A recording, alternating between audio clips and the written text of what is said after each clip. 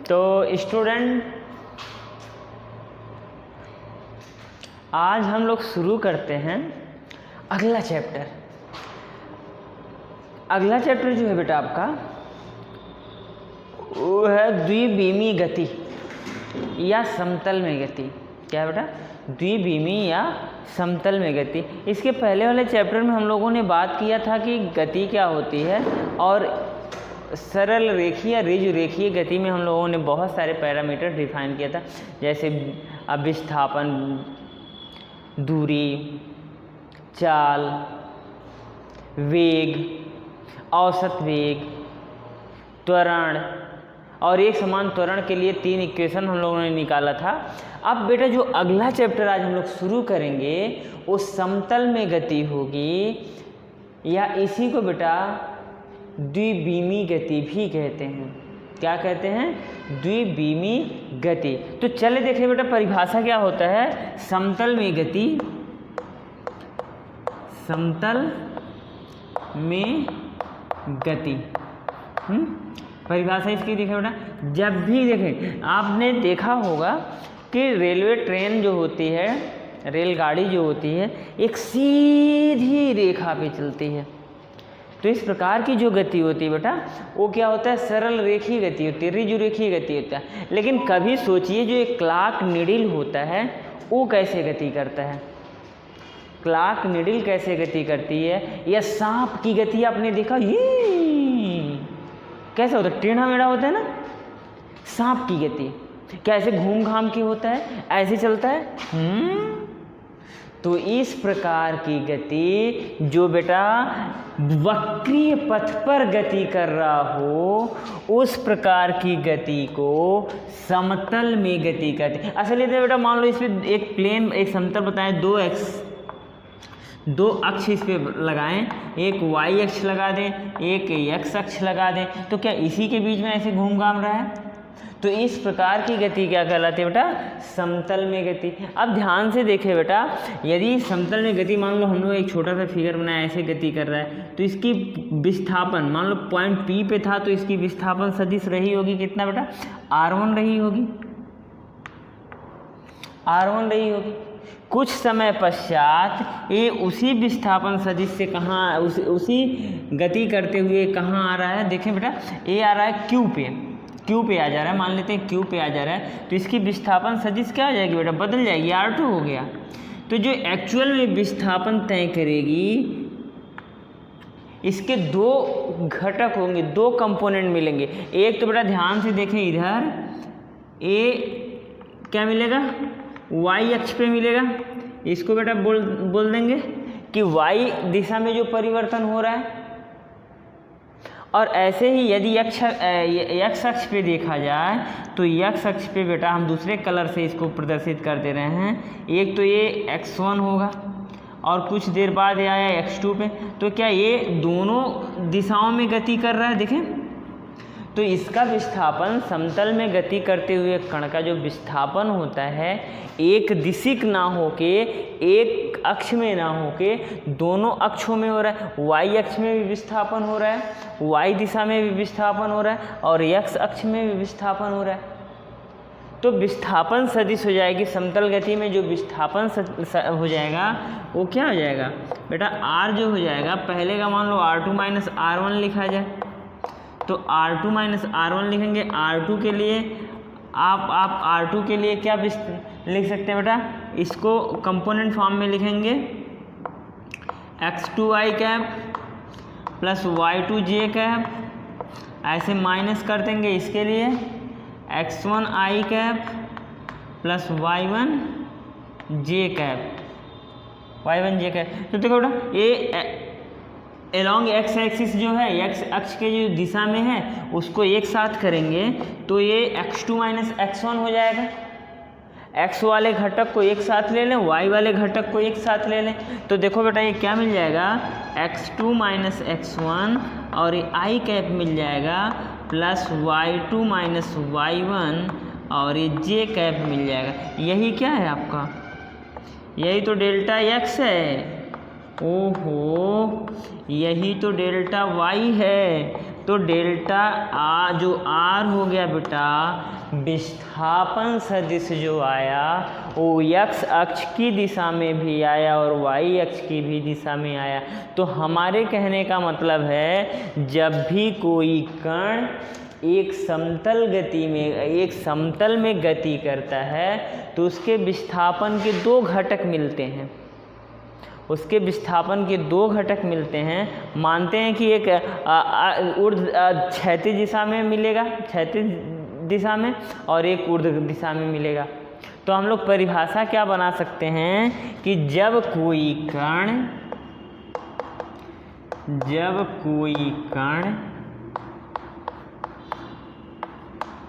किन्हीं दो अक्षों के बीच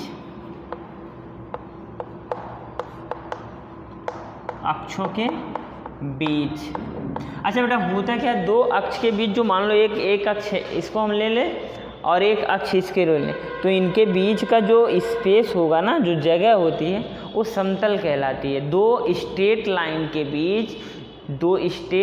के बीच जो जगह मिलती है उसको बेटा बोलते हैं समतल। तो वही परिभाषा हम लिखेंगे, जब कोई कण किन्हीं दो अक्षों के बीच गति करता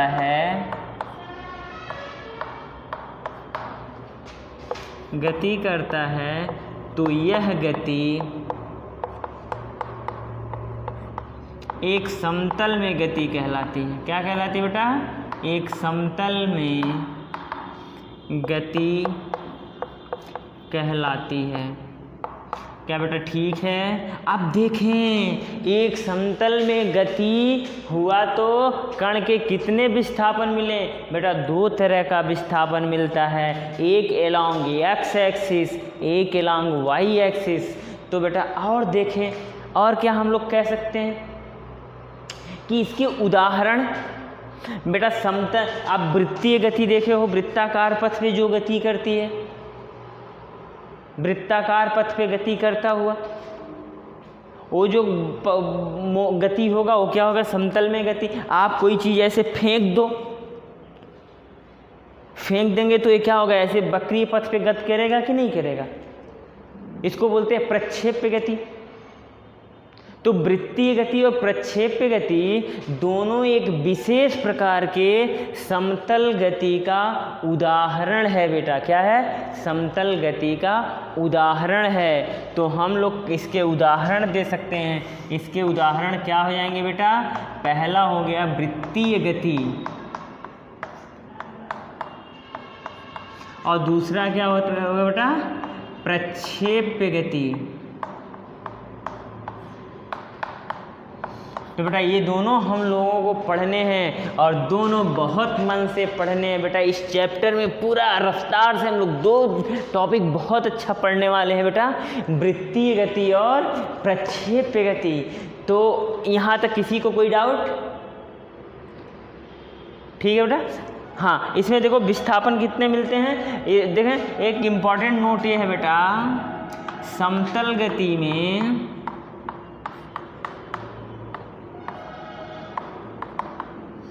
कण के पास दोनों अक्षों के अनुदिश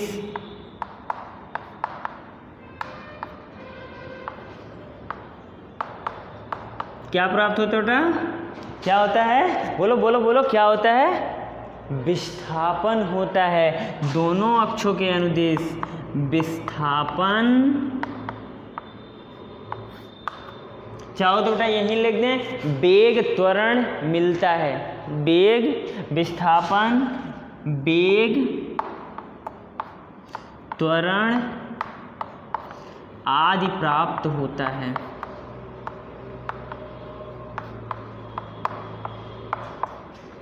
ठीक है प्यारे बच्चों, क्लियर? चलो नोट करो।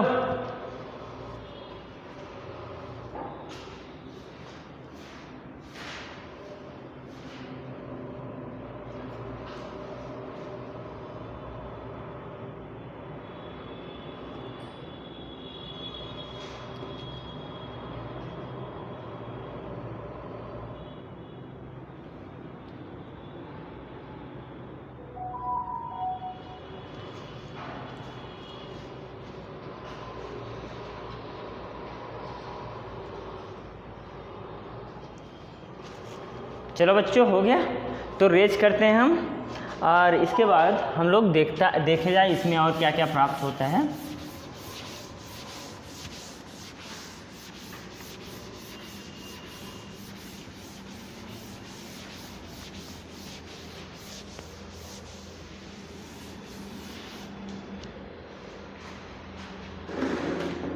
तो देखो प्यारे बच्चों, इसमें अब हम लोग देखेंगे विस्थापन मिल गया है। दो तरह के विस्थापन होता है बेटा, एक एलॉन्ग एक्स एक्सिस होता है, दूसरा एलॉन्ग वाई एक्सिस होता है। समतल गति में दो तरह के विस्थापन मिलते हैं, एक हॉरिजॉन्टल एक्सिस में क्षैतिज दिशा में और एक ऊर्ध्व दिशा में। अब बेटा बात करें वेग की, तो समतल गति में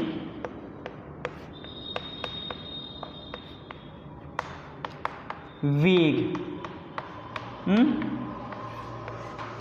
velocity in motion in plane,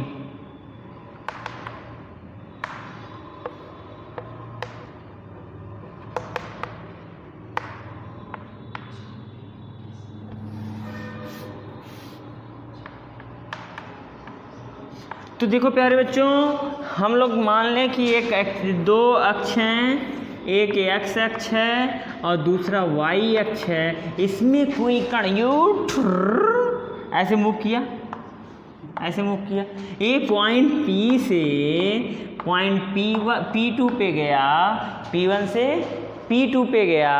इसका विस्थापन क्या बेटा, चलो R1 ले लें, चलो चलो चलो चलो, ये R1 हो गया, ये R2 हो गया। तो इसकी विस्थापन सदिश बेटा यही तो हम लोग लेंगे ना, ये R हो गया। चलो डेल्टा R लिख देते हैं बेटा। तो विस्थापन कितना मिला प्यारे बच्चों, बेटा विस्थापन मिला, विस्थापन सदिश अभी हम लोग देखा था, क्या देखा था बेटा, डेल्टा R की वैल्यू जो आती है वो क्या आ रही है, delta XI cap plus delta YJ cap हमने मान रखा है बेटा। हाँ नहीं परेशान नहीं हो, वो जेड एक्सिस में लोगे ना तो ये दो आ जाएंगे, नहीं हमने मान रखा है कि ये सिर्फ और सिर्फ गति किस में हो रही है बेटा, एक्स अक्ष में और वाई अक्ष में। किसी को कोई दिक्कत तो नहीं हो रही। हम लोग क्या सपोज कर लिए बेटा कि जो गति हो रही है वो एक्स वाई प्लेन में हो रही है। कैसे, यहाँ देखो बेटा, गति जो हो रही है, गति एक्स वाई समतल में है। ऐसे बेटा यदि किसी को मानना है तो जेड और एक्स अक्ष के बीच अपना गति सपोज कर सकता है, तो वाई की जगह पे हम लोग जेड लिखेंगे, कोई दिक्कत नहीं होगी। हाँ दो अक्षों के बीच ही गति होनी चाहिए, तभी वो समतल गति कहलाएगी। यदि तीसरा अक्ष आप जोड़ दोगे, तीसरे मतलब ये तीनों अक्ष में ऐसे जा रहा है, ऐसे ऐसे मान लो ऐसे चला, मतलब यहाँ से यहाँ एक प्लेन में आया, फिर वापस आया, फिर यहाँ गया, तो ये क्या कहलाएगा, ये स्पेस गति या 3 डायमेंशनल मोशन या त्रिविमीय गति कहलाती है। मैंने शुरू में बताया था बेटा पहले चैप्टर में, तो उससे परेशान होने की जरूरत नहीं है। चलिए बेटा, तो हमने क्या मान लिया इसको। तो अब देखें वेग कैसे डिफाइन होता है, क्योंकि होता है क्या, वेग बराबर,